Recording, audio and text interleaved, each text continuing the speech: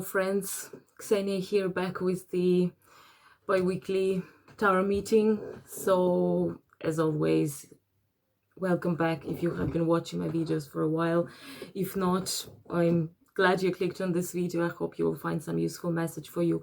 So yeah, my name is Kesenya, just to once and forever solve all the difficulties. Yes, I have the same name as the Kesenya Moore, the owner of this channel. Yes, it is spelled a little bit differently, and nonetheless, we're both Ksenias, and she's doing astrology, and that's her channel, and I'm doing the tarot readings for her. So I'm her on-site tarot reader. So if you'd like to book a reading with me, go into the description box down below, and I'll leave the link there. So today we are here to talk about the full moon in Aquarius. It's actually a very interesting moon because we're going to have two. So the first full moon we're going to have on the 23rd, 24th of July, so like literally in a couple of days, and the second moon at the end of August. It happens very rarely, as you know, and it's usually, I think, when the moon is basically one of the full moons is at the very first degrees and then at the very last, because you know it takes about 29 days for the moon to get back to its cycle, so to become the full moon again. So we'll have two moons in Aquarius, which is also, as probably English speakers would know, the rare occasion that there are like two moons in the same sign, or two full moons the same months is called the blue moon. Yeah, and the blue moon, we have the proverbial once in a blue moon, you know, so basically never. But it's happening very rarely, and it is kind of, I suppose, can be taken as a good sign that even things that we thought are never going to happen to us eventually do happen. So it is a certain relief. So if you want, I don't know, to manifest something, maybe think of your wildest dreams and intentions, because who knows, maybe during the blue moon, that would be when the things would happen for you. So because it's a kind of very unique thing that we're going to witness, I thought of doing a little bit unconventional reading today. So I thought that we can think what's in store for us, or like the things that we need to pay attention to for the months to come. So basically for the months between the two full moons in Aquarius, between the end of July and the end of August, and just see what the Aquarian intensity can bring us. So if you have been watching my videos, and if not, maybe you know, maybe you remember that tarot cards have correspondences to astrological signs, and the card that we have in tarot for Aquarius is the star. And the star, frankly speaking, is probably the most wonderful tarot card. That's the card which does not have any big change of meanings. It doesn't have any kind of negative or alarming undertones or undercurrents when it comes in the direct position. And as a tarot reader, I'm not using reverse cards, I'm only using straight cards. And when it comes, it is basically all things good, just all together. Like just when you look at it, it is the divine protection, and it is hope and alignment and faith and change for the better, and the guiding star, which is the name of the channel. So all the good things coming your way. And I need to say that the archetype of the tarot card is essentially much more in line with the water side of Aquarius, because of course Aquarius, it's the air sign, as we all know. Yes, so it stands an air sign as an element, as the same in cards. It is the suit of swords. It represents mentality, it represents mind, it is mental activity and rational, and your, like, you know, your rational thinking. That's why the archetype for Aquarius, it is, like, you know, very often a teacher, a humanitarian, a philosopher, like, you know, something along those lines, a person who is engaging into mental activities all the time. But when we actually look at the archetype of Aquarius in the ancient astrology, the place where it is placed in the sky, it is placed amongst the constellations related to water. And the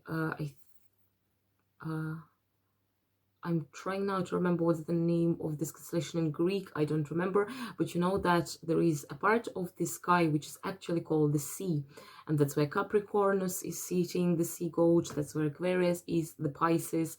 There is also the constellation of Dolphin. There is the constellation of the River. So they're all related to water. And very naturally, because Aquarius, as we know, he's a cup bearer, he's the water bearer. And when we think of our greatest desires, as I encourage you to do for this blue moon opportunity coming next once, it is basically, again, as a reminder that there is no such things as black and white, like, you know, that everything is actually colored, that everything has a rainbow potential in it. Because when we think of cupbearer, the way it stands, currently would associate it with mind. But in ancient times, the myth of Aquarius, the myth of this constellation, it was more about relation to water and how humans interact with water. And for us, there are only two ways. It's either it's a blessing or a curse, pretty much same as fire, pretty much same as any element, you know. But water specifically, it can bring torrential rains, it can bring floods, and of course all my thoughts are going to Germany now, which is experiencing horrible floods, and I'm just really sending good wishes for the country and for all people affected by this terrible catastrophe. But in, for example, in Egyptian astrology, the way when there was the full moon in Aquarius, so it is basically, you see, it is midsummer, and then the new moon in Aquarius, it is what it is, February, right? And those were associated with the cycles of Nile, and especially when with the time when Nile is escaping from its shores. And so the waters of Nile, they go to the valleys next to Nile and they fertilize them. So unlike I think, if I'm not mistaken, Babylonians, who actually thought that Aquarius is a very sinister sign because it was associated with rains, and so with, like, you know, this kind of the misery of rain and the potential destruction it might bring. For Egyptians, it was the opposite. It was water in its saving aspect, in its beneficent aspect, when actually the expansion of the main river, of the main kind of artery of the land, provides the otherwise African dry lands with the necessary fertilization, which allows to grow crops, which allows to sustain the whole community. And so the star, I feel, the star card in tarot is much more in line with this interpretation of Aquarius. It is those life-giving waters, which, like, you know, if we continue thinking of water, we might actually even use the kind of the ritual, the idea, the archetype of baptism. So those are waters which save, the waters of salvation, the water that sustain you. And the star in tarot has this very deep kind of esoteric meaning as well. So the star card is very spiritual, it's very transcendental, because it is about being sustained, so to speak, by not waters of this life, but by other waters, by the waters of the divine, you know, by the thirst we are all born with, thirst for more, the thirst for achievement, the thirst for understanding ourselves, the world we live in, the meaning of life, the proverbial meaning of life. We all have this thirst, and it can be quenched only through the source of the spiritual and the divine. Yeah. So for the reading we're going to do, I'm going to take the one card from different decks. So I'm going to be using the Blanco Nero Tarot. So to take one tarot card, just to kind of give you the general energy, and then one oracle card from the Sufi tarot mysticism, I'm not really, Sufi wisdom oracle, yeah. And another one is the moon oracle, is the, yeah, moonology, it's called moonology oracle. And let's see. So this would be more like a card game, I suppose, but you know what, we've been doing those 3 cards for ages, so let's bring up something new into the routine. So the first one, of course, Okay, cool. So the first one is Aquarius. Yeah, we always start with celebrating the sign of the month. So the first one is Aquarius. Aquarius, how are you? How have you been? It's been tough on you, I suppose, hosting Saturn and having the stellium and so on. But it's really fun how transits are working. So you're going to have 2 full moons in your sign, one end of July, one end of August. And so what we are doing today is that we are going to have a look at what are the energy between the 2 full moons in Aquarius and what you need to pay attention to. So your first card is Queen of Swords. This is basically you, because Swords is suit of air, and Queen of Swords, she can be Aquarius, Libra, or what else do we have air signs? Aquarius, Libra, and Gemini. Yeah. And then you got do not be frustrated, let go and feel peaceful from the Sufi Wisdom Oracle. And then you got the new moon in Capricorn from the Moonology Oracle, which says your hard work is paying off. And frankly speaking, I think that all of them, they kind of combine in such a beautiful message.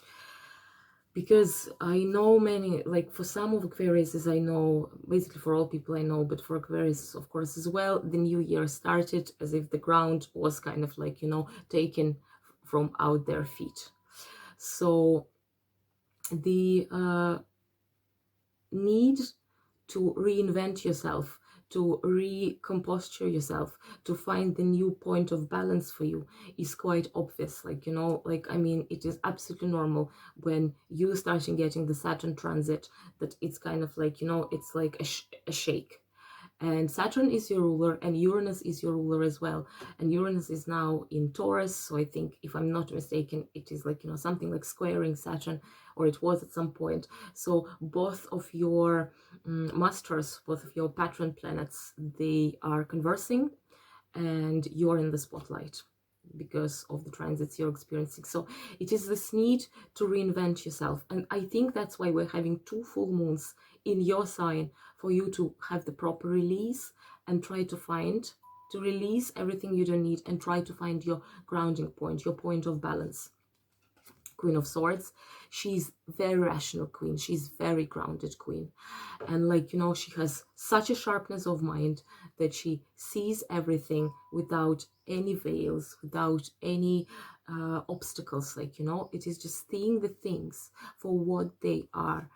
Like, in a way, even her energy as Queen of Swords is usually portrayed is like, you know, a little bit borderline in astrology, which we would consider earth energy, because in Tarot earth energy, it's more about fertility, you know, and abundance. But Swords, they are very much about grounding yourself with, in a way, the rational mind, changing your situation by changing your thinking, adapting through the situations, through the way you perceive, you shape your attitude to a situation. So it's all, you see, it's all mental work. So maybe actually some mental exercises for the months to come would be very beneficial for you, like trying, I don't know, meditation, mantras, some sort of like, you know, different techniques of changing and of changing your thinking and changing your reality through the way you think of it. And to kind of seal this message of groundedness, you also got the new moon in Capricorn as the oracle card, which says your hard work is paying off. So basically, I'm really sorry, but it has the different underline, and this is a very Saturn message. And I mean, Saturn is ruling Capricorn as well, and Saturn is kind of by default the ruler of Capricorn, and you're hosting Saturn at the moment. That's the game with Saturn. Your hard work is paying off, but if you were doing nothing is going to pay off. It's a strict, it's probably a cruel message, but there is no mercy in this. You work hard, it pays off. You sit on the chair lamenting and taking pity of yourself, you are left with empty hands. It is a harsh message, but Saturn is kind of like very straight to the point. There is no like blah blah blah, no like jumping around. It's just, it's this or it's that. So ground yourself, do some work, process it, start being more active, looking for, like, you know, for the outlets for you to use your energy, for the outlets of you to go, to be more comfortable.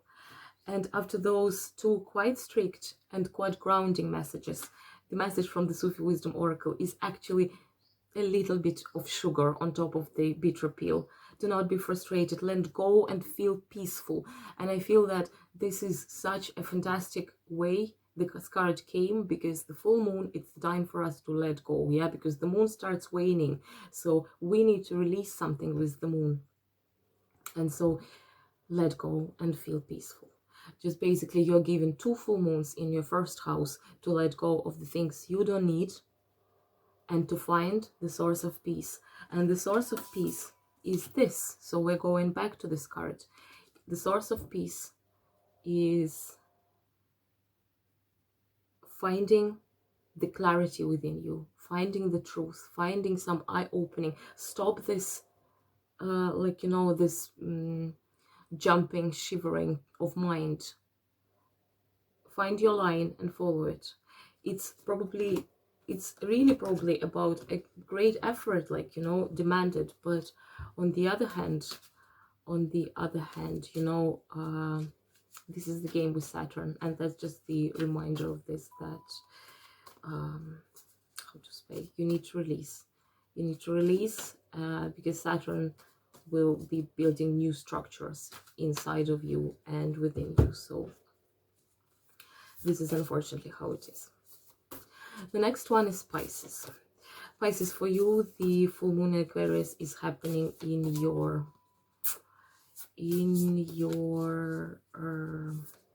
what you call it, 12th house. Yeah. And so this is the houses, you know, of karmic release, of the pay of karmic debt, and of all those things. Yeah. And so the full moon is a good time for release, so it kind of all clicks together for the meaning of you for this house. And let's see what is the, oh, Pisces bingo, you got the star. Star is an Aquarius card, and Dawn of Love, and okay, cool. So you got the star card from our tarot selection, and that's the card for Aquarius, the card of the ultimate hope. You got the Dawn of Love. Love is rising on the horizon of in your life here. And don't let pride get in your way. Full moon in Leo is your moon oracle. So for you Pisces, because it's your 12th house, yeah, 12th house, there are, like, I feel like in astrology there are like more external houses and more internal, and how I see 12th house is definitely some internal work. So between the 2 full moons in Aquarius, Pisces, like, you got your guiding star. Guiding star, it is the star, it is Aquarius. It means this card is associated with Aquarius in tarot. And so I suppose that you are very much in line with the 2 full moons. This is your 12th house. Full moon is the time of release. 12th house is the time of release. So it all kind of clicks for you, as I already said.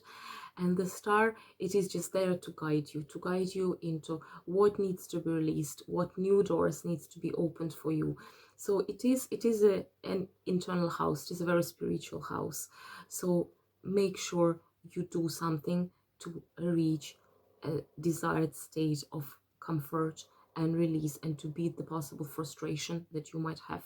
So this star, it actually comes in the reading always just like a blessing. It is like unconditional love from above. Poetry, nonetheless. Unconditional love from above. Someone can take it as a motto, if you wish. It's rhymes. So the star is about the beneficial, soothing, caring nature of water, as portrayed by this lady, like, you know, who's pouring the water that she's pouring. It is the constellation of, I think it's called Eridanus, if I'm not mistaken, of the river in that part of the sea, of the sky where Aquarius is sitting. So it is like someone is blinking the eye from above at you, and suddenly in the darkness of the forest you can see a guiding star at the horizon. And let's say your ship was lost in the waters and then you see the polar star, and you can orient, you can reach the land. This is the meaning of it. It is the eternal hope, it is the alignment, it is a sign from the above. Very possible you would be alert, because you might be noticing some signs around you, like, I don't know, some messages around you, people talking, music playing in the radio, this and this and this, that would guide you towards the direction where you're supposed to go, and ultimately where it will bring you. And I think the topic you need to think of, and kind of your keyword, is this dawn of love. Love is rising on the horizon of your life.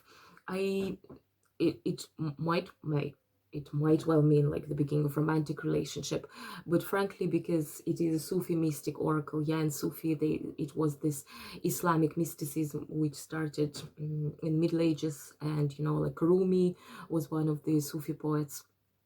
For Sufis, the love, it is always God, or the God within you, and your dialogue with the God. So God is the beloved that Sufi is looking for. It is God.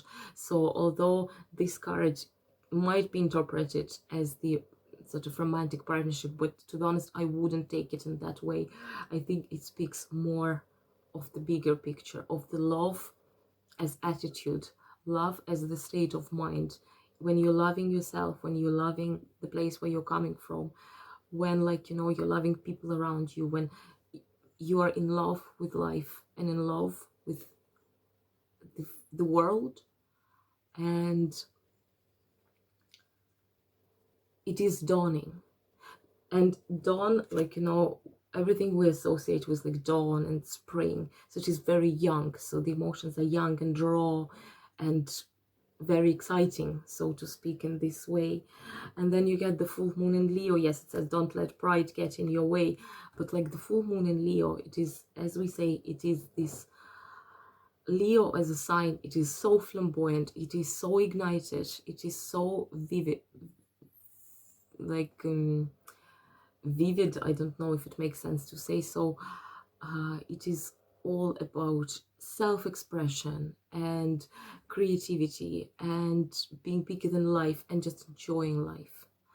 And don't let pride get in your way. I suppose that's a very useful advice in any way, but it is also about kind of opening up, like, you know, opening up as if you're opening your solar plexus, and getting to the point when you would be able to embrace the life and look at it with hope, and look at it with the gratitude. And again, I think that it kind of comes to me, it's universal message, because it's Aquarius. Those are mind games. You need to make yourself feel this way, and that's when you start feeling this way. Because let's say absolutely not every Pisces in the world is feeling great right now, because this is impossible, but it is just the feeling you cultivate in yourself, because you cultivate the feeling of love as well, you cultivate the feeling of hope. And in my opinion, this is pretty much the message here. Yeah. Next one is Aries. Aries, for you, the full moon in Aquarius, this is your 11th house of your friends and partnerships and social networks. And what we are doing today is that we are taking 3 cards from different decks to see what the energy is going to be, what we can focus on, think on between the 2 full moons in Aquarius, because they're going to be 2 at the end of July and at the end of August. This is just something that's happening for us. Cool. They all very much click together, Aries. So your first one is the Chariot. Then your Sufi oracle card is willpower. Improve your willpower to reduce your stress level. That's the card. And then for the moon oracle, you got waxing crescent moon. Have faith in your dreams. That's my favorite card of this deck. It's so beautiful. To be honest, they all click together. So for you, Aries, it seems like the time between July and August is going to be time for some action, actually, because the Chariot is a very dynamic card, and then you get the willpower card, and then have faith in your dreams. So what comes to me, well, it's your third sign I'm doing. So what comes to me is that because Aquarius is all about, it's the air sign, it's all about mental perception. I think that this is pretty much how we are given the task to change our perception, to start thinking about something new in order to change our reality, because this is how we manifest. So the Chariot is very active. The Chariot is also very much about control and about really knowing what you want and where you want to go.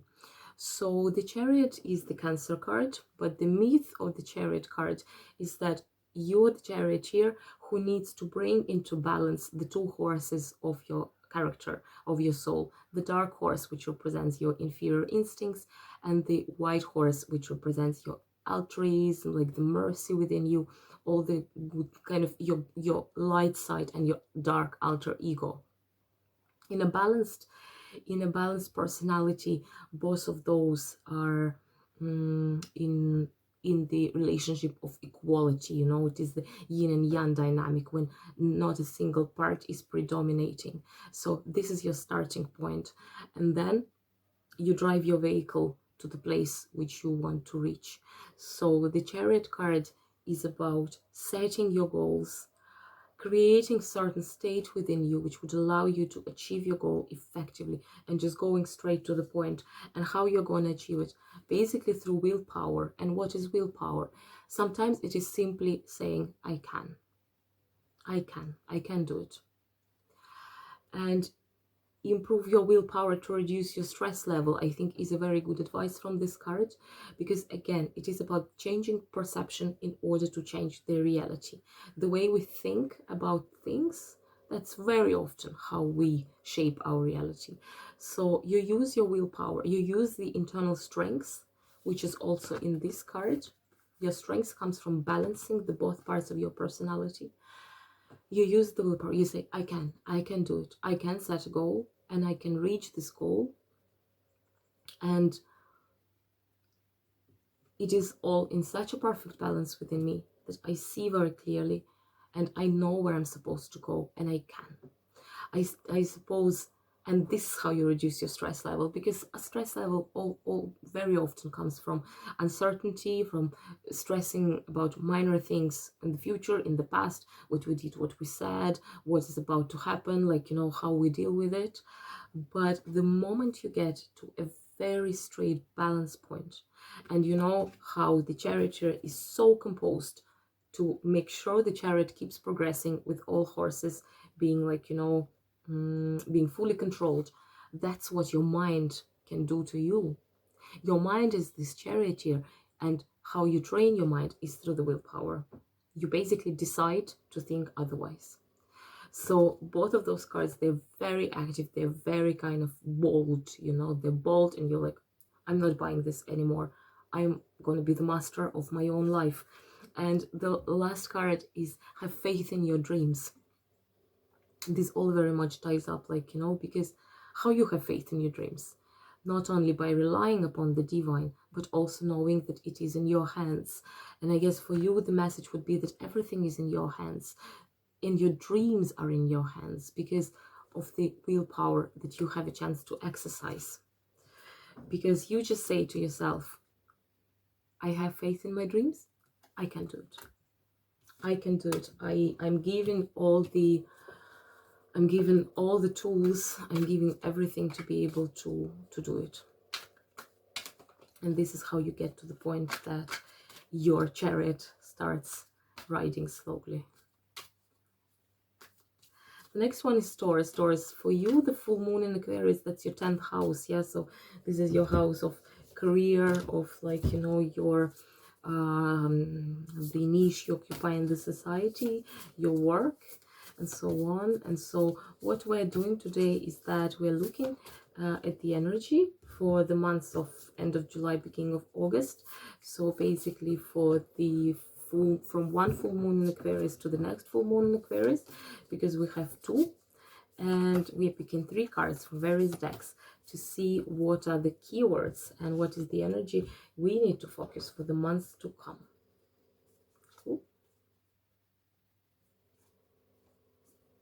Taurus. Taurus, you would love the message, I'm sure. You got the Knight of Wands, which is a very quick card and very bold.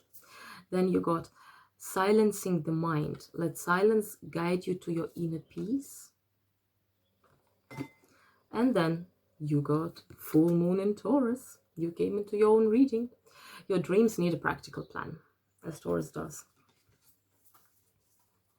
Because it's happening in your house of career, I think that cards make perfect way, because with the full moon of Aquarius, and Aquarius being like a very rational sign, which we associate with mind, with air element, with the thinking process. The way I see cards today, it's all about changing our attitude and experiencing some thinking techniques in order to in order to reach, I suppose, more balance in our life. So Knight of Wands, yeah, Knight of Wands can be air fire signs, so it can be fire, Leo, Scorpio, no, Scorpio is water, Leo, Sag, Aries, yeah. So this can be the person, or as an energy, and this is just an energy of change. It's the energy of achievement. It's the energy of opening up your creative potential. Wands are all about fire. Fire is represented in tarot by the fire within. So the creative fire we have inside, the fire of life, you know, the life energy, the life force we have within us. And knights, they're the most active cards, yeah, because knights, they're galloping somewhere. So Knight of Wands can mean quick, swift thinking, some new ideas, new creative ideas, the way how you can change your routine coming swiftly to you. It can mean also an advice coming from someone, probably a person from the air sign, or it can just mean that something starts bubbling within you, that you suddenly feel more energized. You feel like world is your oyster. It's easy for you to set your goals, to achieve them. You are ready to fight. Yeah, because knights, they're warriors, so you become more competitive. You are ready to take part in this tournament. You're ready to face your rivals, and basically you're ready to win, because of course, one suit, it's all about winning. It's the suit, like Six of Wands is the card of victory, is the card of triumph. And how you get to this point is through let silence guide you to your inner peace. Because I don't know, at least it works for me this way. I only get my boldness and, like, you know, my I'm sure of myself, I'm sure of my actions, when actually I have a very deep inner peace inside. And in fact, I don't think that's at all contradicting, because you need this stable, as if you have, like, you know, wand or something, like, you know, pole within you, some point of stability which would allow you to become risky, to become more competitive. So basically the place of loudness and being present and showing off starts from the place of silence. And this is about silencing the mind and let silence guide you to your inner peace, you know. And the picture that you got here, it is like, you know, like the golden sun to which, like, some ray of sunshine strikes.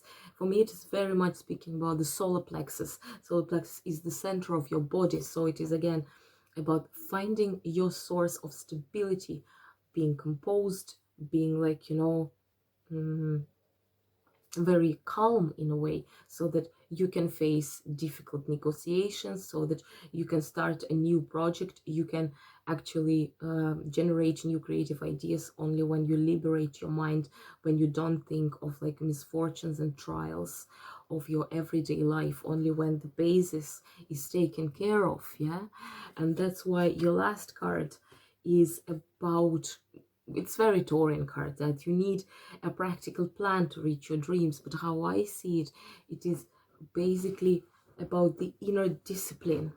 So your plan, it's also, it's a form of exercise, your inner discipline. And that's when your dreams start manifesting. In general, full moon in Taurus, it's the time of abundance, it's the time of reaching your potential. And I think that this the 2 full moons in your 10th house, it's actually a very good chance for you to start exploring those things. exploring things in your career, trying maybe to get to a different level, or not necessarily in career, maybe in any other area of your life. This is pretty much the message you're getting for this moon. Next one is Gemini. Gemini, for you Aquarius, it is your 9th house. That's your fellow air sign. In Aquarius, there are going to be 2 moons this month, or this month and next month. So we are having a look with the cards from 3 different decks at the 2 moons, 2 full moons, and the space between them. So from July 24 to roughly August 22, 23. And for you, it's happening in your 9th house. 9th house is the house of Sagittarius. It's the house of higher learning, of philosophy, all those of kind of studying, education, all that I think is also very much in line with what Aquarius wants. Beautiful cards. Oh, you came into your own reading. You got the full moon, new moon on Gemini. So Gemini, you got the Empress card. You got the imagination. Draw from the well of your own capabilities. Here. And then communication is key. New moon Gemini. Taurus also got the Taurus card from the Moon Oracle.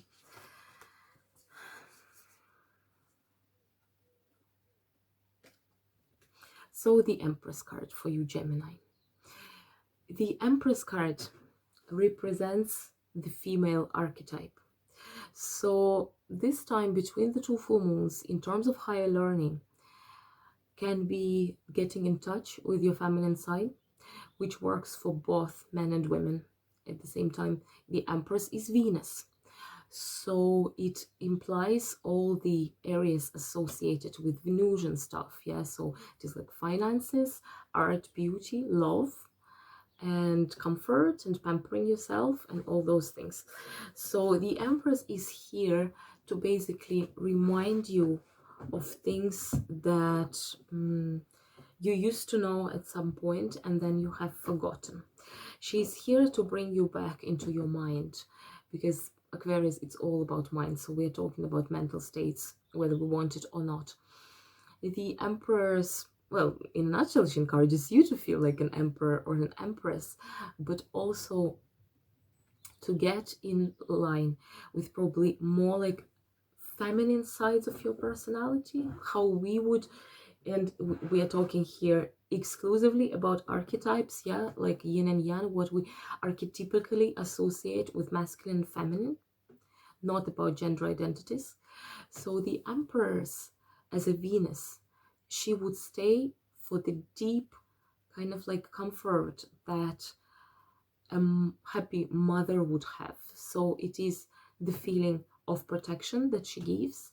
It is the feeling of liberty, of being taken care of being beautiful within and without. So it is rotating around those topics, and I suppose those would be the keywords for you, especially together with this card, the imagination card. And like, I like that it is pink and it is red, because even the colors that came for you, they're so traditionally associated with empress and with the kind of the royalty, yeah, the purple cloak of the royalty, the crimson cloak of the royalty, at the same time with blood.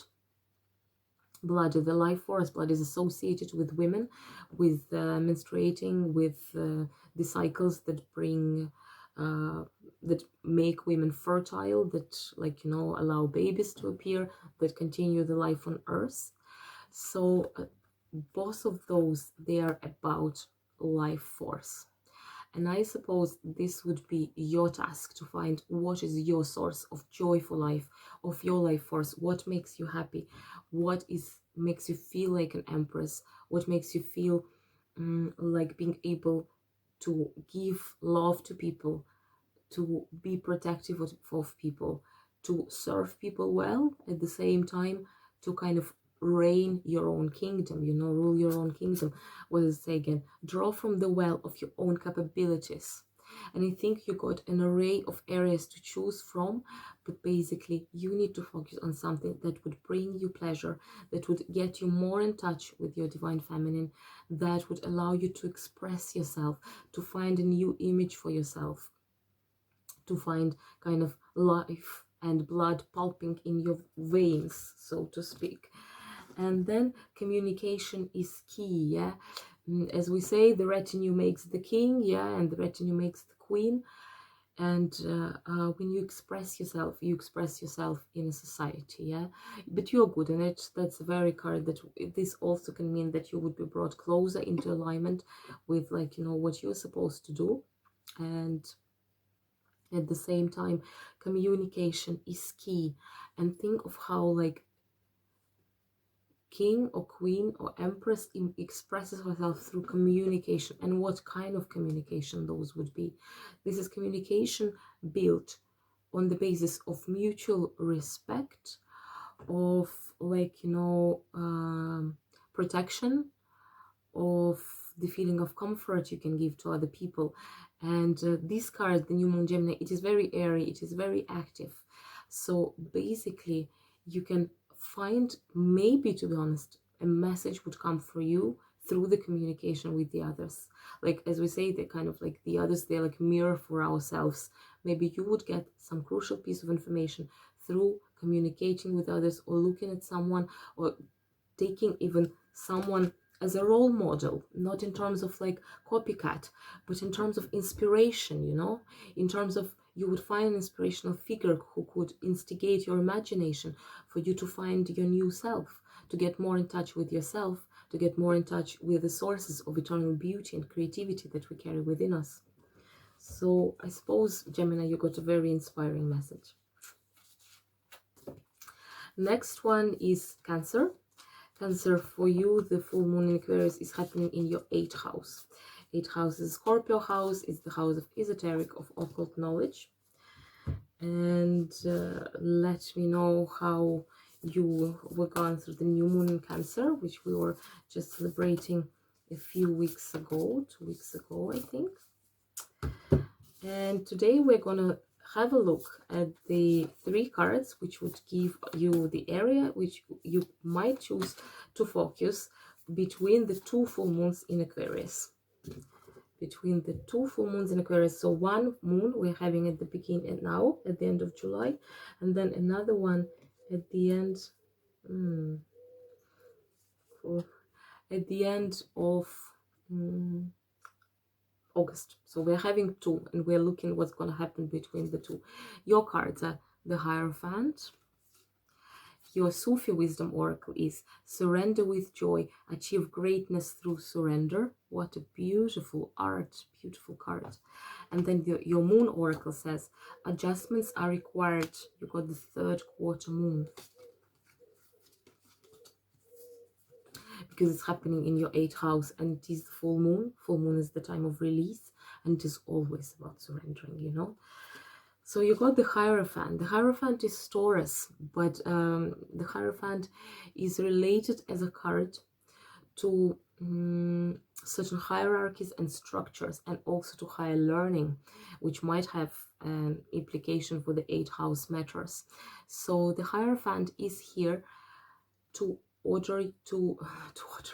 to provide you some order, to provide you maybe, like, you know, what would be a good plan for you is to basically sit down and create the hierarchy of things, like create the hierarchy of your priorities. Try to find like your weaknesses and your strengths. Try to see how you can develop both of them. Like, the weakness is not to develop, of course, but, like, you know, to deal with them.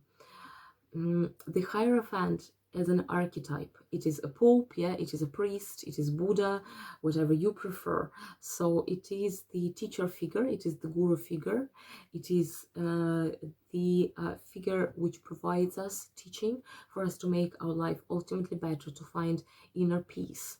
So you might want to seek an advice, technically speaking, of some professional, of some practitioner or a reader, and to go through certain ritual, because again, it is your 8th house. 8th house is associated with alternative practices, with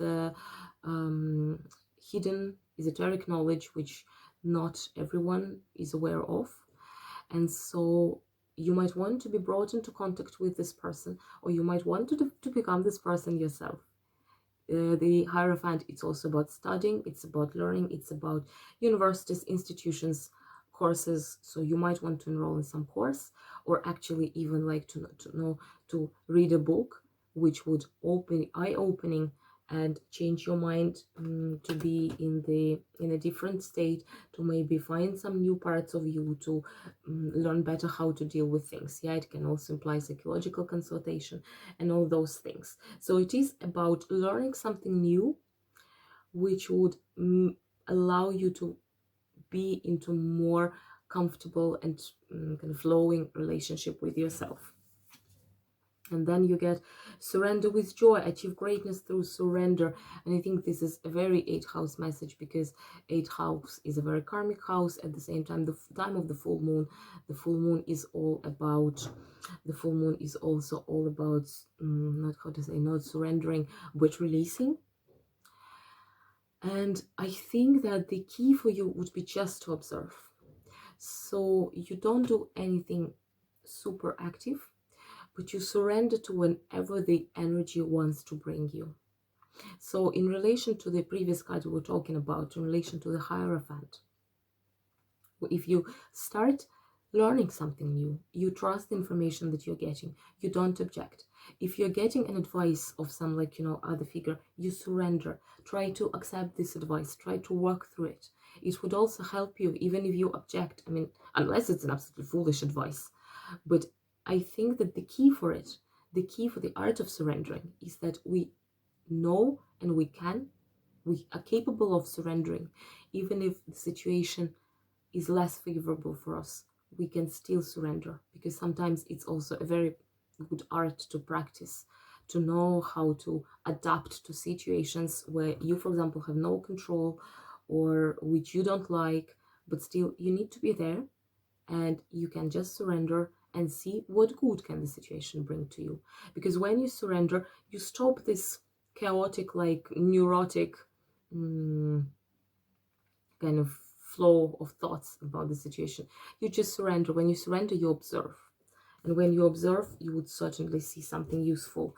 And adjustments are required. Yeah, it's a little bit more on the challenging side of the cards from this oracle.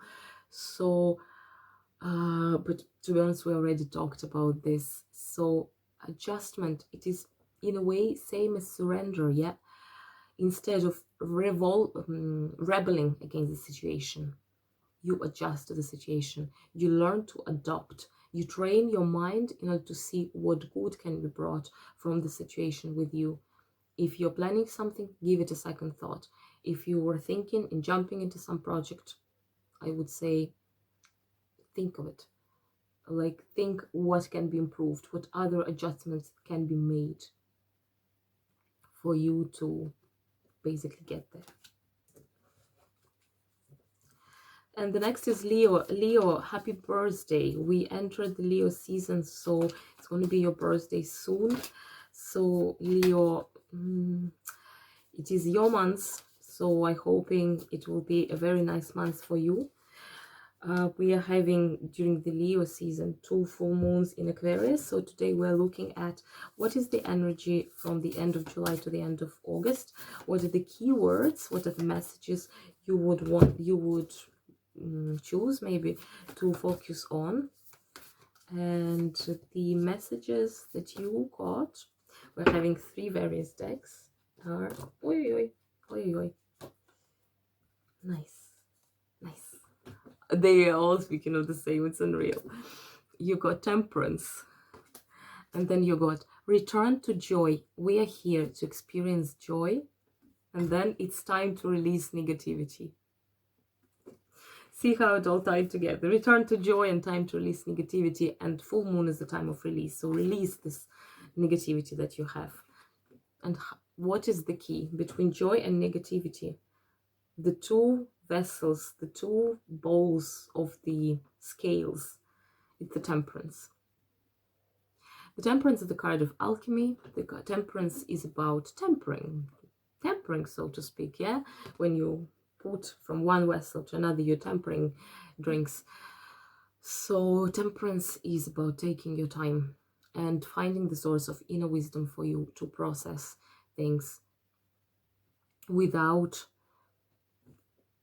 quick, like, you know, chaotic thinking, with rational mind, with well-weighed decision, with slow-paced course patience,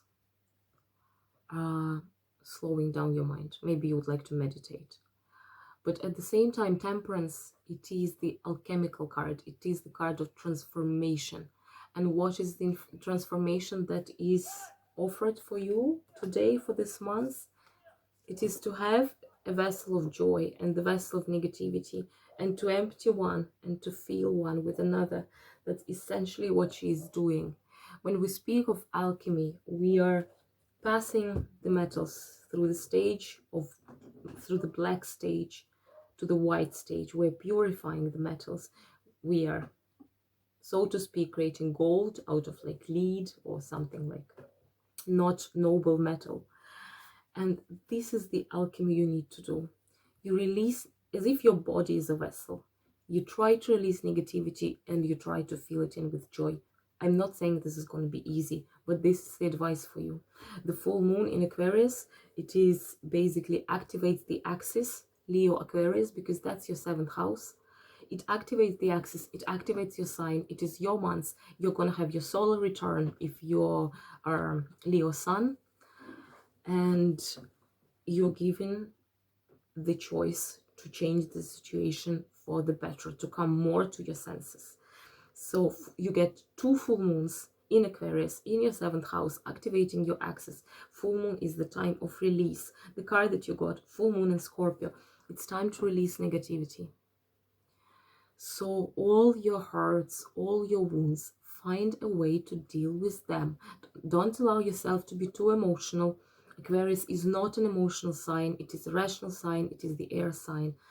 Ask for some groundedness. Try to find some clarity of mind, like sobriety of mind, for you to be able to see things for what they are, not emotional, just to release negativity that you're harboring inside and to feel it with joy. Return to joy. We're here to experience joy. And of course, this card is very mystical because it is believed that we are, by Sufi, that we are born on this planet to be in search for God, to be in the dialogue with God, to come back to the love we were experiencing when we were in together, in unity with God. We are here, we're brought here to experience joy. Was the life of Sufi joyful? No, not always. Sufi were dervishes as well, as you know, so they were wandering, kind of like wandering masters. You know, they were regarded by more orthodox parts of society as, like, you know, weird people, because they were dancing, they were poets, you know, the dervish dance. But that's the dervish dance is actually the experience of this joy, that among all the tribulations of being despised, of being chased out of the cities, of being insulted, there is still joy. And this joy is the fact that we are born, we are in this world. God have chosen for us to be born, and we have a chance to seek for him and to seek for other various marvels of this world. And we are here to experience joy. And this is the ultimate choice when you're making the choice of whether you take everything through the prism of negativity or through the prism of joy, and this is a choice for you to make. So next one is Virgo. Virgo, for your Aquarius, it's your 6th house, so that's the Virgo house, which speaks of routine, you know, of health issues, of being grounded, of organizing your everyday life. So all the things that Virgos are responsible for on a global scale.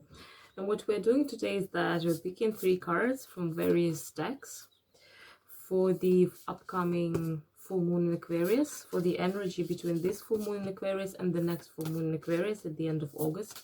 So they're going to be 2.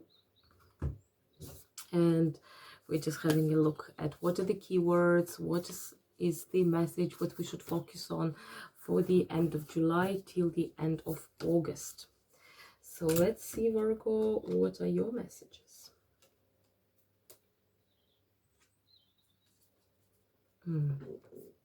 So you got the Eight of Swords. That's the ultimate advice to liberate yourself. It's very sunny. Yes, I'll do this. Hope you can see it. Then it is the balanced life.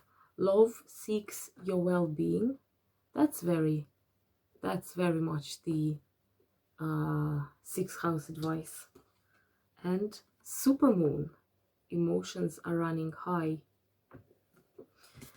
So with this card, with the Eight of Swords, it looks a little bit on the darker side. It's swords. So again, as I noticed already, all the cards which are coming, because Aquarius energy is the air energy, so it's all about the mental states, how we process things, how we shape in our mind our attitude to things. So Eight of Swords is not different in this respect. Eight of Swords speaks of our potential to liberate ourselves from all the addictions, from the blindness that we have. And especially I think when we speak of the sixth house, yeah, it's kind of a very healthy card. So as you can see, there is a woman and she's blinded and she has the swords around her. So it's as if she's encircled with those swords. She feels trapped. She feels that she can no longer move. But in all fairness, you can see that there are no swords. They're not very tight, you know, so she can easily escape. So all she needs to do is to take her hand, remove the bandage from her eyes and step out. And this is the invitation to step out for you, Virgo. So to find strength within you, to find the clarity of mind, to find the kind of strong balance point within you that would allow you to not be afraid. Also the sixth house, you know, in its lower manifestations, it's the house of victimhood. So it's the house of feeling like a victim. At the same time, it's the house of feeling like a judge, you know, kind of that we as humans, we tend to balance between those two parts, like being our judges and then being victims as well, like, you know, and there's absolutely this weird self-destructive dynamic. But this card is kind of an invitation to do this healthy step out. Stop victimizing yourself. Stop, like, you know, thinking that something is keeping you inside of a trap, that something has imprisoned you. Basically, when this card comes, its only meaning is that the situation is not as bad as it seems. You have all the potential to step out. You have the willpower. You have all the necessary tools to be able to liberate yourself from it. It's not that you need to wait for a savior. It's actually that the situation is, if I can say so, less dangerous, less depressive, less full of despair as it may seem. All you need to do is just make a choice and step out. Swords, it's the suit of air. Aquarius, it's the air sign. So it's all about balancing your mind. And that's what your next card is about. Balanced life. Love seeks your well-being. I think this is a very, I'll do this for you to see. This is a very sixth house card, because you see there is the figure of woman in the sky kind of meditating, and it is about bringing balance into your life, because of the sixth house, into your everyday life. So having a balance of work and life, if you can, of, like, you know, time alone and time with friends, eating well, eating like balanced food, exercising in a balanced, proper way. So all those things which Virgo implies. Love seeks your well-being. What is love? What is love? That's, I'm using the Sufi oracle. So love, as I was already explaining for previous signs, love for Sufi, it is God. Yeah, God is the ultimate source of love, and God wants us to be well. And that's why we need to cooperate with this energy. Like, you know, we cannot say no. The energy wants us to be liberated. The energy wants us to be free, to be, like, you know, feeling well, to be the better versions of ourselves, so to speak. And so this is for you like a keyword to think for this months to come between the 2 full moons in Aquarius, how you can make your life more balanced, which areas of your life need to get rebalanced. And then emotions are running high, yeah, the supermoon card.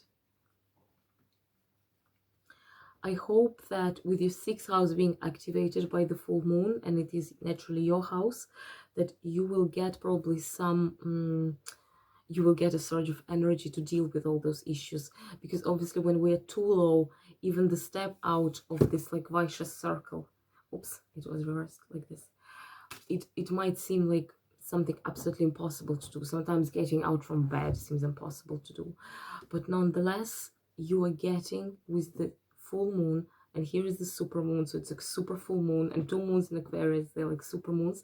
So it is, we will need to go 2 times through the same issues for 2 full moons this month and the next month. And I feel like it will be very energetic moon, and that because full moon, they're all very energetic, and that it would kind of you know, when the moon is full, we are kind of like swollen emotionally, because moon means our emotions. Yeah, we can become restless and ruthless, and so with emotions running high, that's actually a very necessary condition, I feel, to make this crucial step out, to say enough is enough, I had enough of this, I'm ready to start implementing some changes into my life. Yeah, and the change you need to seek for is just to remember this one. Yeah, those cards, they're kind of like the opposite. This one is very emotional and this one is very quiet, but at the same time they are together, because like when you are emotional, when you're energized, when like you feel the resurgence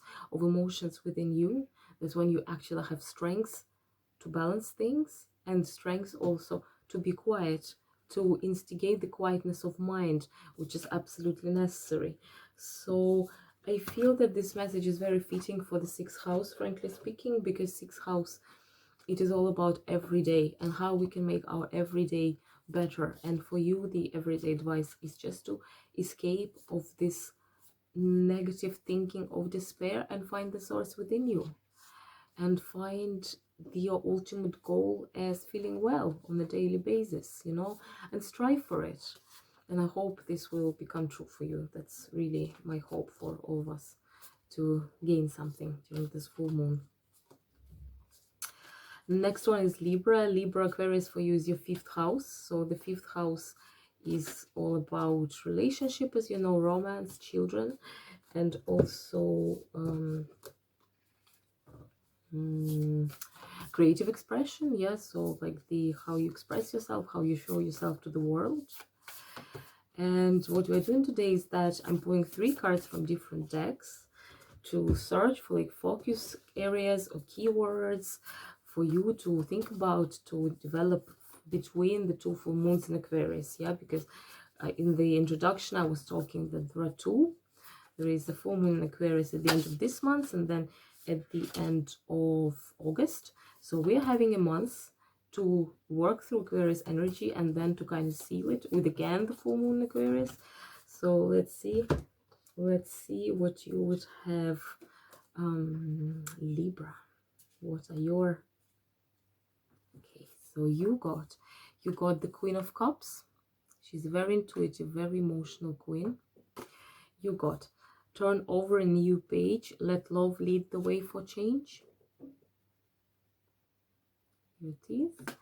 And the 1st quarter moon, your commitment is being tested. So that's the card, like this.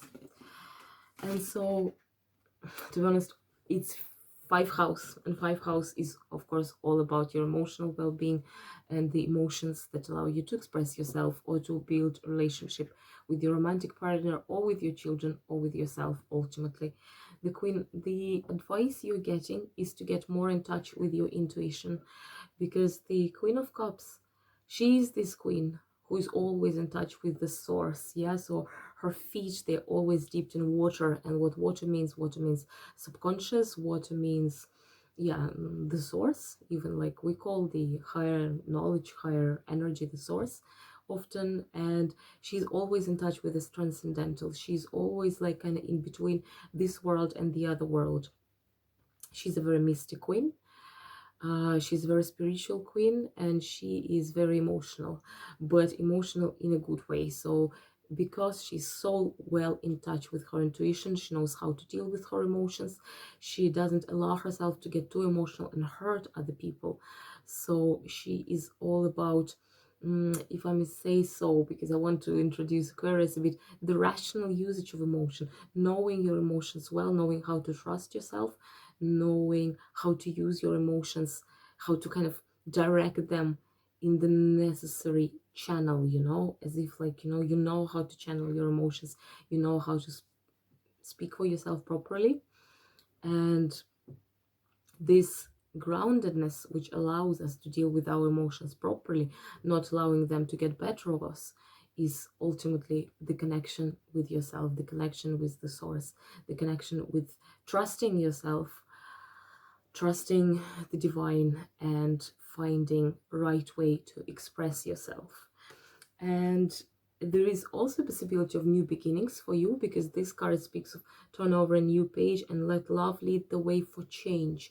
So again, what is love? Love is God, but love is also, I think if we calm down, if we absolutely entangle all our difficulties within us, we are kind of left naturally with the feeling of love,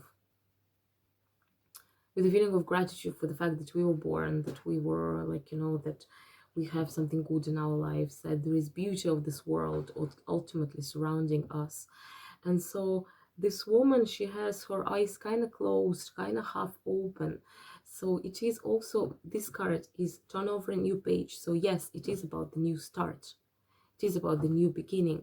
But at the same time, it is also about opening your eyes to something that you were not looking at properly, opening your eyes to see things in a different way, opening your eyes to acknowledge things that are actually valuable, so that you got used to them and you no longer appreciate them. Like looking at your partner in a new light, looking at your creativity in a new light, looking as if anew at your kids, and actually with this state of deep intuitive calmness, being grateful for it. And that's your new start as well. You don't need necessarily to move to a new place or break up with your partner, start a new chapter, although if that's what you want, I wish it will come true for you as well. But the new start can be basically a purely internal shift as well. And let love lead the way for change. Yeah, when you choose to look at everything with love, when you choose to look at everything with gratitude, that's when the change starts happening. Because the way how you look at people also affects how those people treat you. And so even like something you feel that the relationship went to the like cul-de-sac, yeah, and they're no longer working, the moment you change your attitude, it changes naturally, because another person would mirror you, like, well, unless he's a sociopath or something, but we are mostly talking about like archetypes, right?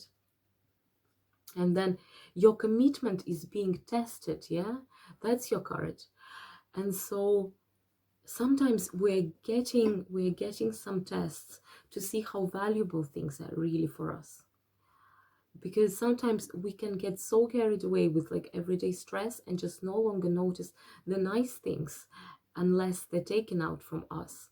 And our commitment is daily tested. So it is again, you stop, like, at a certain point you stop, you look around, you change your perspective of the way you look at things, and you understand how actually you value those things. And that's the test of commitment. The universe is constantly testing how attached we are to the things that are given to us, how we appreciate, how we value the things that we have. And we are constantly under this test.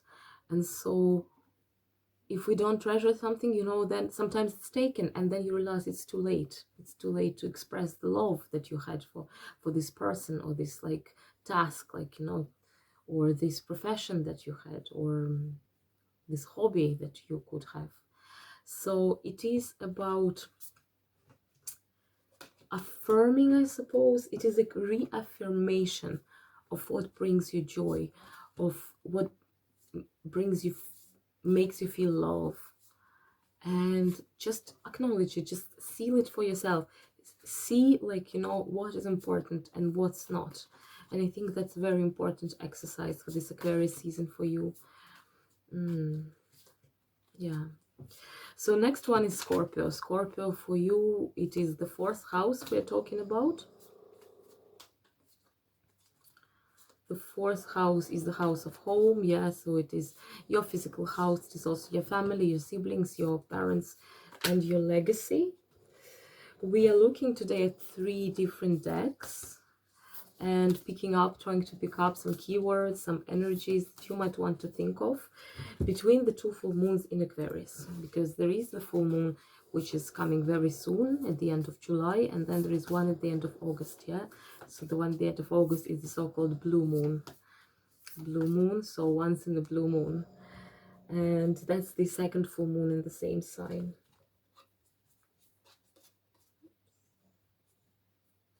Oh, beautiful.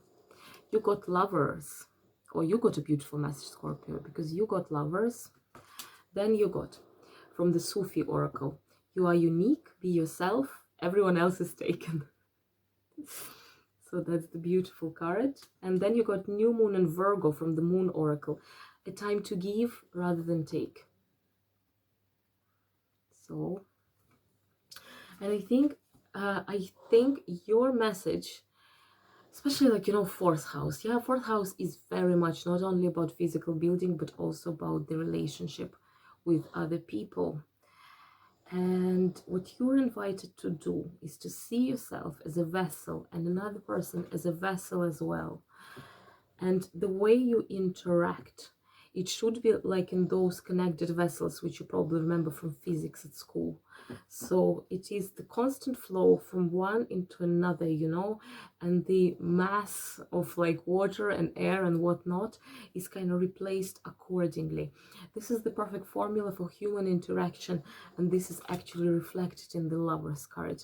Because Lovers card, yes, it can be mean romantic love, but to be honest, usually when you're inquiring about love on a more abstract level, the card means actually this dynamic I just described: the total trust to another, the mutual love and respect, which means what? Which means that you are in the position of partners. Yeah, love, I mean, especially with Lovers card, because Lovers card, it's not the card of like mother and child, yeah, which implies hierarchy. It implies partners. So it is speaking at equal with whoever you're speaking with first. Second, it is the state of harmony, of union, of when nothing bothers you, of when you feel well treated and you treat well the other person. Yeah, so it is kind of this Latin, there was a Latin formula very, very popular in Roman legal system, but also the legal, the divine, yeah, the religious thinking of Romans. It was described by the formula do ut des, so I give so that you give me.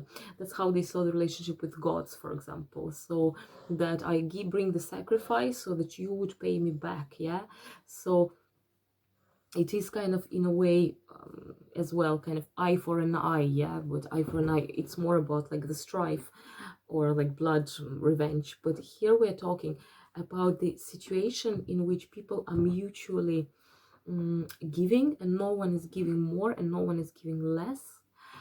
And maybe for you, in terms of 4th house, it is time to build such relationship either with your family, with your household, or basically with your environment in general, or within yourself, because that's how I take personally this house. I follow the words of Saint Paul, who said that your body is a temple. So body is a house, body is housing our soul as well. So I always see the fourth house in this light as well. So equal, mutual, absolutely same stage relationship. Yeah, I give, I receive, you give. And full moon in Virgo is sealing it, yeah? A time to give rather than take, because that's how it feels, you know? It is saying with pretty much everything, with love, with money. The more you give, the more you actually receive. And you cannot sit on your assets, you know? You need to share it. You need to share it with others. We were kind of born to share. And so by this interaction, what is the bottom line? I really like this card. I'll read it again. You are unique, be yourself, everyone else is taken. I think that by this interaction, we are stating our uniqueness. By being ourselves, what does it mean? It means really knowing yourself very well, acknowledging your mistakes, and praising yourself for your achievements. And it is also the ultimate source of our respectful communication with the others. So you feel yourself as a unique, independent entity, which is not dependent on the change of moods of other people in your household, which does not depend on the other fluctuations of the world around you. You're like a stronghold. You're a thing within yourself. You're totally self-contained phenomenon. You're unique, and that's what makes you you, and that's what makes you beautiful. And when you start interacting from those positions without feeling obliged or feeling like you need to pray to please someone, or the opposite, you get irritated with someone, so kind of like you have those unhealthy vibes in your communication. When you realize that you are unique and you are you, that's what allows you to give only as much as you need to give, without, like, you know, kind of pouring yourself to those, like, you know, interactions. No, you give and take in certain proportions, same as it is on the Lover's card. And with the Virgo, the more you give, the more you actually receive. That's a very beautiful message, Scorpio. I think there was lots of wisdom in the advice of cards for you. The next one is Sag, yes? So Sag, for you, the full moon in Aquarius is happening in the 3rd house. Yes. 3rd house is Gemini house, so it's the house of speaking, of truth, of communication. So let us see.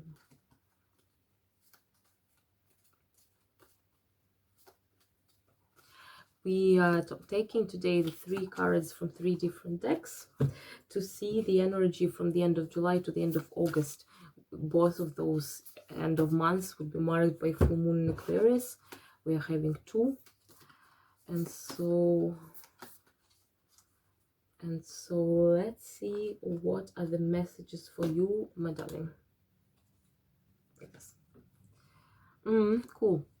So you got the Moon card in Tarot.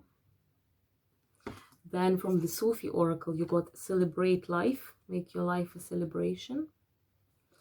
And from the Moon Oracle, you got New Moon in Scorpio, work through your fears, which is very much tied to the Moon card. Okay, so maybe that would be actually the exercise for you for those 2 full moons in Aquarius. Full moon, as you probably know, is the time of the release, yeah? So during the full moon, we usually release things. And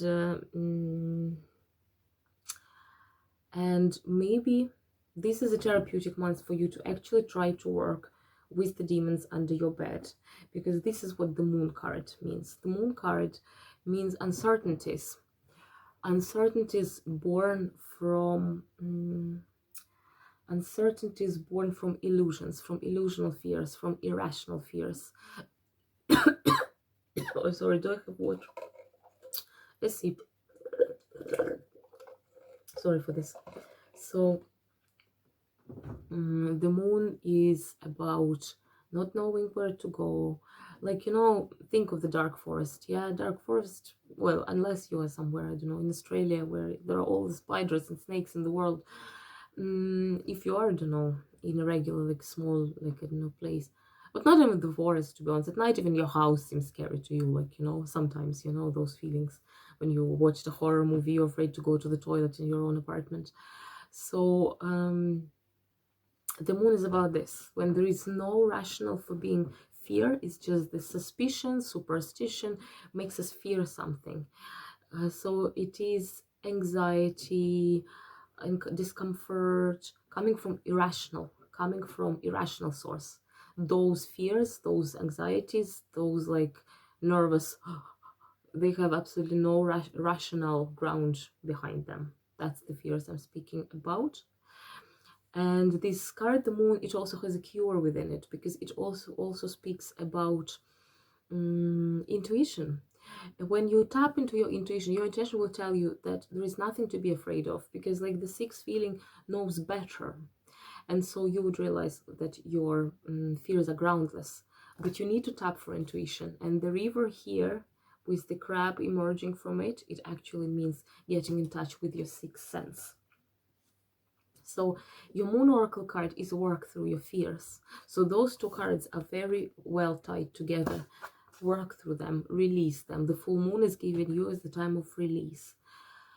So try to think if you have any of those, like, you know, groundless anxieties in your life, what gives you, like, you know, feeling of discomfort, of anxiety, and just think of it. One of the exercises is to ask yourself a question, and what next? So like, let's say, I don't know, I'm afraid of going, I don't know, alone to the forest, yeah, something like this. And you'd be like, you know, and like, you know, you're like, and what can happen there, and what next, and what next, and come up with the rational solutions. You can't come up with the solution, the tiger will eat me, because you know that there are no tigers. You would be like, okay, it might be dark, I might sleep, like, and then you're like, oh, what next? Like, you know, I might break my leg, like, you know, what next? And then you're like, okay, like, I don't know, I have a phone on, if there is no phone coverage, like, what next? And then basically, by making your mind to think about your fear in a rational way, you usually get away from it.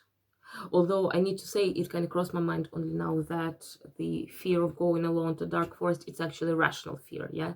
That's rational fear. We got it from our ancestors who used to live in nature. And that's why it's a very rational fear. We have it inside as a taboo, because we know there are so many dangers here of going to a known place. So that was a bad example. But yeah, but the example would be, I don't know, I'm afraid of monster under my bed. And then you would be like, okay, let's imagine I go to bed, and then what?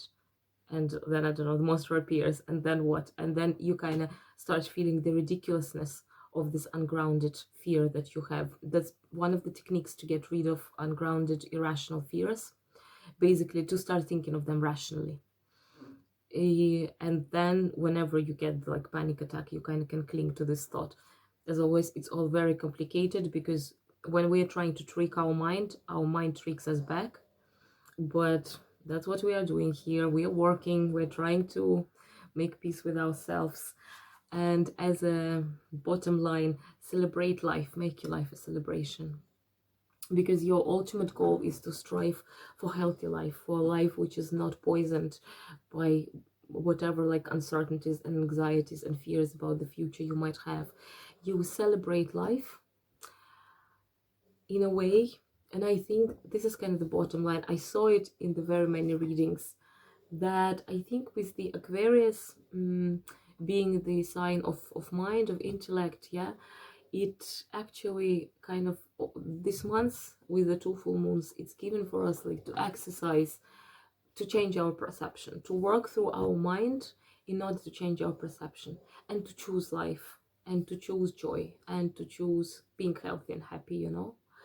And even when there are lots of difficulties, it is a well thought choice to still celebrate life, to take life as a celebration, to focus on good things rather than on bad things, to focus even on minor things, even if absolutely nothing good has happened to you. You're such in a dark place in your life, as like, you know, there's the novel of Hemingway, which is called after, like, you know, the words of Ecclesiastes in the Bible, yeah, the sun also rises, yeah. So like that, Ecclesiastes writes that, like, you know, empires are wiped out, and like, you know, plagues take away people, and like, you know, nothing is eternal under the moon, but the sun also rises, you know.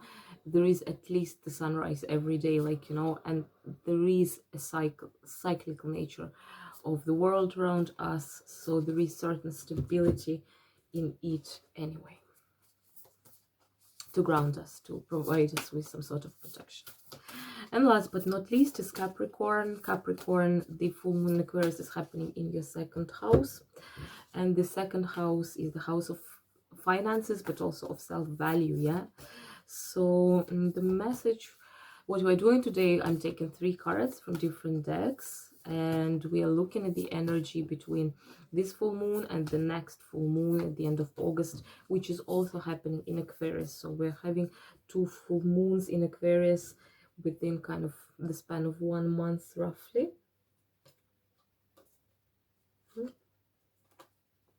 Okay, Capricorn, the message that you got is 7 of Swords. Lots of, from tarot, there were so many swords today. It's because Aquarius is an air sign and swords is an air suit. Simple pleasures. Look for beauty that is all around you.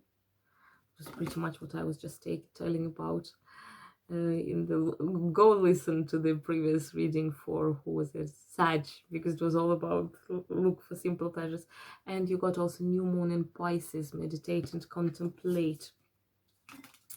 7 of Swords. 7 of Swords, to be honest, this card very often comes as an alert, especially like the house is related to finances and there is Saturn there, so there might be some restrictions for you there on a general energy.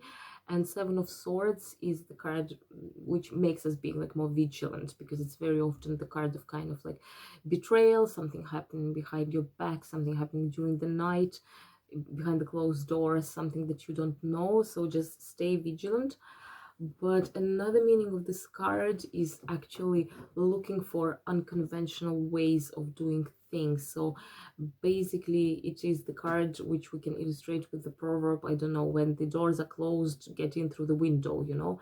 This is getting in through the window. Yeah, so it is looking for more creative ways to do things, finding other solutions, finding other ways of doing things if all the previous ways of doing things didn't fail, kind of didn't work for you, you know. And what this means, and to be honest, I think absolutely everyone got this message, so I'm kind of repeating myself, but I think that because we're given those 2 full moons, full moon is about release and is in the air sign, and the Aquarius symbolizes mind and intellect, so it is very much about changing our way of thinking, changing our perception, liberating ourselves, not through physical change, but through changing the way we think of things. And this card would be, one of its meanings would be exactly it, just to leave the old ways that were not working and focus on the new things, of even like dressing yourself, of the new things of behaving, on the new things of like doing stuff, like, you know, and even in terms of diluting your routine with something new. And the universal advice for this moon is, it's really nice, simple pleasures, look for the beauty that is all around you. If this card brings you the kind of its hectic aspect, like, you know, in terms of some unpleasant information or some gossip or some, like, you know, betrayal or something, this is one of the ways to find ground, to find a groundedness, to find, like, you know, relief in our everyday life, is to focus on simple pleasures. While you cannot often change the bigger picture, you can always change the way you pay attention to minute details.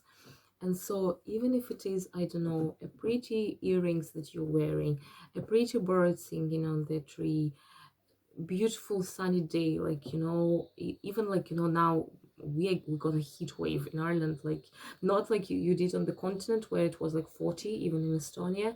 No, it was 25, which for Ireland is like 40 for other countries. So it was very nice. And I kind of, like, you know, I got so much happiness just from walking to town and looking at people, because when it's so warm and sunny, everyone is in good mood, everyone is so beautiful, all people are dressed very nicely in summer clothes, which we never wear here otherwise.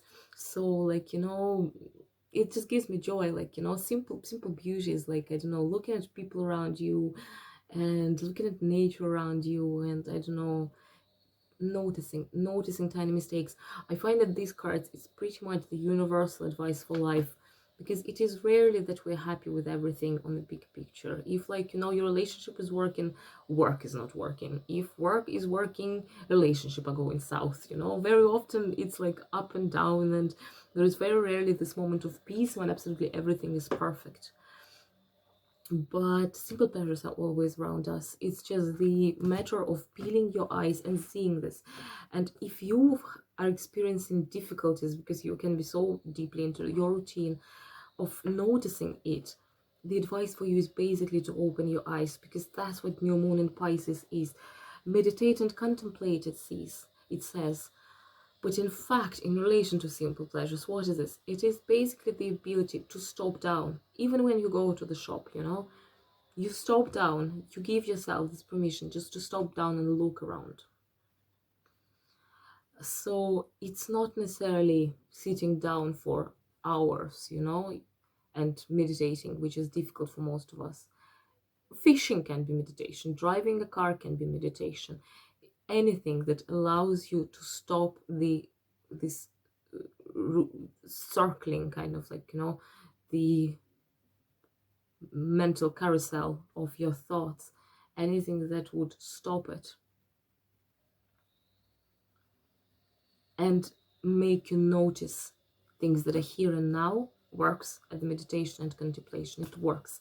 There is this, you know, now I want to finish, maybe someone of you would like to read it. There is the book of Eckhart Tolle, it's called The Power of Now, and this is like a recipe from all our anxieties, you know, because we are either in the past or we're in the future. We're never in the present. We are rarely now.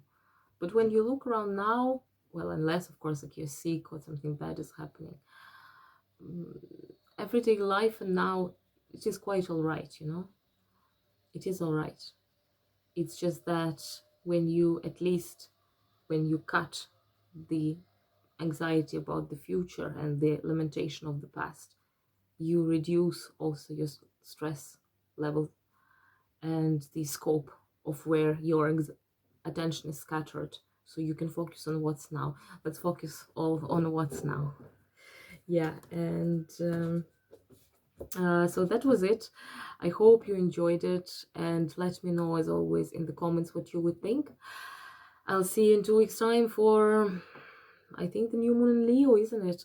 So anyway, have a blessed full moon in Aquarius, and see how you can work through techniques that cards brought for us, how you can focus on your keywords. And yeah, lots of love as always. Talk to you soon. Bye.